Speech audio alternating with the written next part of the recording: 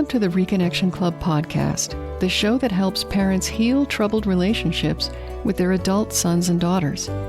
I'm your host, psychotherapist Tina Gilbertson. Each week, I'll offer you compassion, clarity, and personal development tips designed to help you reconnect, not only with your child, but with yourself. Now let's get started. In the first part of this two-part episode on emotions of estrangement, I talked about the importance of knowing and naming emotions, especially in difficult times. An unwanted estrangement often finds parents scrambling to figure out how to respond to their adult children, and they don't always take the time to pay attention to their own emotions. How you feel may appear to have little to do with solving the problem, so you might consider the details of your feelings irrelevant. And focusing on painful feelings is just not something we naturally want to do anyway. But emotional literacy, that is, being able to identify and accurately label emotions, is an essential tool for both relationship repair and life in general. It helps us not only make sense of ourselves, reducing unnecessary suffering, but it also helps us understand the behavior of other people. Few factors are more influential in troubled relationships than emotional literacy. I talked about a number of feelings in the first episode, but there are many feelings I won't be talking about at all in these two episodes. Surprise and disbelief, for example. Confusion, embarrassment, the feeling of wanting your child to be safe, and the terror of thinking they're not. Bursts of tenderness and compassion, combined with a strong desire to make sure your child knows that she or he is loved. There's a multitude of emotions you might feel during even a relatively short estrangement. But in this episode, I'm going to focus on just a few of the most challenging ones to try to remove any unnecessary shame or concern you may have about them. For starters, you might at times feel anger or resentment toward your adult child or children. Anger is a natural response to injustice. And it feels like there is an injustice when you're rejected by someone for whom you made many sacrifices.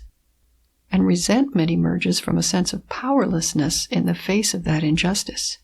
Your child has all the power to stop withholding herself, and yet she won't do it. And there's nothing you can do about it directly. Feelings of anger and resentment are understandable, and they don't mean that you're a bad person or a bad parent.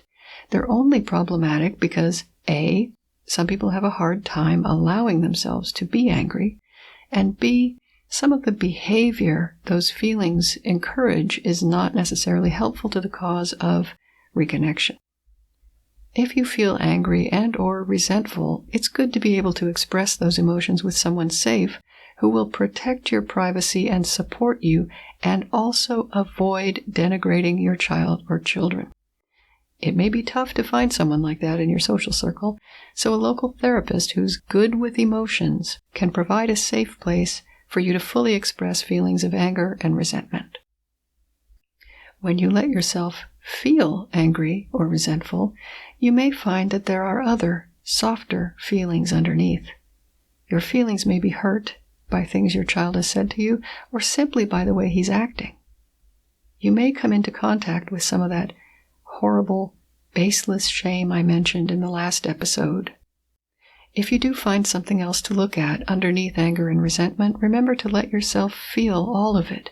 It's totally safe to do so, because they're just feelings, they're not actions. Numerous parents have spoken to me about two emotions that are often conflated: regret and remorse. Regret is simply, I wish I hadn't done that, or I wish I had done this other thing. It's not a pleasant feeling, but it is fairly simple. Regret is also the price of meaningful change.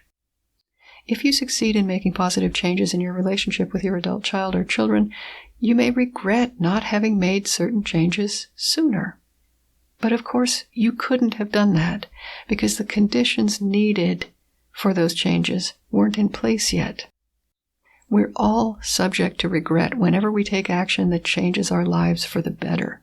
How could we not wish we'd done that sooner? While regret is often about actions that caused us pain, remorse is the sadness of feeling responsible for someone else's pain. If you feel remorse, it means you have the strength and courage to acknowledge the impact on others of something you did. And remorse doesn't mean you're bad. On the contrary, someone truly bad would never feel remorse because they wouldn't care if they hurt someone, either accidentally or on purpose. I think what people call guilt might be remorse, but I don't personally use the word guilty when talking about emotions because I don't consider guilt to be an emotion. If you feel guilty, maybe ask yourself exactly what it is you're guilty of and how you feel about that. Next, I need to mention an emotion that most parents never talk about with regard to their children, and that is hatred. It's important to me to mention this one because I want to try to destigmatize it. Feeling hatred toward anyone, including a family member, does not mean you're evil or a hateful person or even a bad parent if it's your child, or a bad child if it's your parent. We feel hatred toward people when they have too much power over our happiness and well-being. We're more likely to hate someone we perceive as powerful than someone we perceive as less powerful than we are. For example, when a puppy misbehaves, if we're not at our best, we might feel annoyed, irritated, or exasperated with the puppy, but we probably don't hate the puppy. Hatred is reserved for those with power over us. It may be formal power to fire us or to deny a request, or informal, such as the power that family members have to affect each other's happiness. The power someone has over our well-being and our resentment of that idea is, in my view, an integral part of the experience of hatred.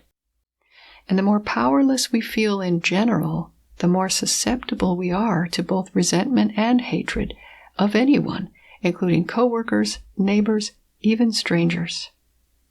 So the antidote to hatred might be to embrace your personal power, not your power over anyone else, but the power you have as an adult to respect your own boundaries and make choices about things that are within your control. I'll put some links in the show notes about combating powerlessness. You can find those at reconnectionclub.com/140. To wind up this very brief discussion of just a few emotions of estrangement, I'll touch on feeling numb. Numbness is not exactly an emotion. It's something we experience if we're emotionally exhausted or overwhelmed. It's like an automatic shut-off mechanism that protects a machine from overheating if something goes wrong. Numbing out is a sign that our emotional gears are a bit gummed up for some reason. If you feel numb and it's not a problem for you, then you're not required to do anything about it. But if you don't like being emotionally numb, if you feel unpleasantly alienated from yourself, then I would say the first thing to do is simply acknowledge that you're feeling numb and alienated from yourself and that you don't like that sensation. Just noting the numbness will reconnect you with yourself in that moment. There is someone here who's feeling numb. Who is that person? And can you sit with them in solidarity? Beyond that, I would absolutely recommend therapy with a local professional, perhaps someone with a somatic or body focus. In general, good therapy will help you genuinely process, not just talk about, but safely feel your way through all of the emotions I've talked about in these 2 episodes, and many other emotions besides. Whatever you're feeling, give it a name and feel it fully, but don't let it tell you what to do. Instead, you might want to sit down with a copy of my first book, Constructive Wallowing, and let your emotions move through you. On the other side of painful, difficult feelings, there's more room for positive ones. In closing, I want to suggest that getting good at accepting and labeling and feeling your feelings will do 3 important things for you. First, Feeling your feelings will give you strength and patience so that you can respond to estrangement with a fuller emotional bucket.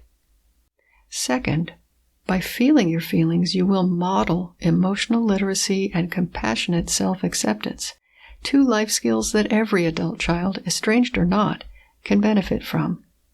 And lastly, by feeling your own feelings, you'll be better able to understand your child's words and actions, including the need for estrangement, so that you can address root causes. Until next time, remember that you are a loving, lovable, and still growing human being, so please take good care of yourself. Bye for now. If you've enjoyed this episode of the Reconnection Club podcast, I invite you to check out reconnectionclub.com. The Reconnection Club is for parents at any stage of estrangement from their adult, child, or children. So whether you've just realized there's trouble between you, you've been living with estrangement for years, or you're newly reconciled but still walking on eggshells, the Reconnection Club is your essential resource for information, support, and continued personal growth. With our courses and workshops, expert interviews, monthly Q&A calls, and a friendly, active community, the Reconnection Club is a wonderful place to be for anyone suffering the pain of estrangement from an adult, child, or children. So check it out at reconnectionclub.com.